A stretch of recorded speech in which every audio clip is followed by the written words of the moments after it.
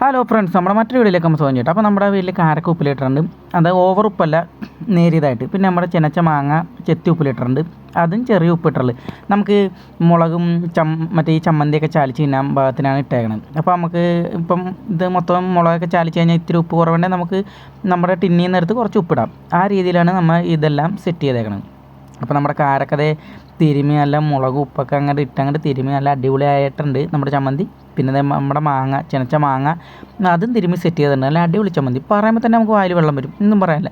പിന്നെ നമ്മുടെ മുട്ട വറുത്തത്, മുട്ടയിൽ നേരെ ഉപ്പൊക്കെ ഇട്ട് നല്ല സെറ്റ് ചെയ്ത് നമ്മുടെ മുട്ട വറുക്കണ കാര്യം പറയണ്ടല്ലേ. ഇത് ഇപ്പോൾ ഈ ഉണ്ടാക്കണ കാര്യം ഒന്നും പറയേണ്ട കാര്യമില്ല, എന്നാലും പറയണമല്ലോ, പറയാണ്ടിരിക്കാൻ പറ്റില്ലല്ലോ. അപ്പോൾ നമ്മുടെ മുട്ടയൊക്കെ കട്ടക്കടാന്ന് പറഞ്ഞാൽ അടിച്ച് നല്ല സെറ്റ് ചെയ്തിട്ടുണ്ട്. പിന്നെ അതിൽ കുറച്ച് തേങ്ങയൊക്കെ ചിരണ്ടിയിട്ടുണ്ട് കേട്ടോ മുട്ട വറുത്തത്. എനിക്ക് ഭയങ്കര ഇഷ്ടമാണത്. അപ്പോൾ എല്ലാം നമ്മൾ സെറ്റ് ചെയ്ത് വാഴയിലേക്ക് ഇട്ട് ചോറൊക്കെ തിന്നാൻ വേണം. പിന്നെ നമ്മുടെ പുറത്ത് നല്ല മഴ പെയ്യുന്നുണ്ട്.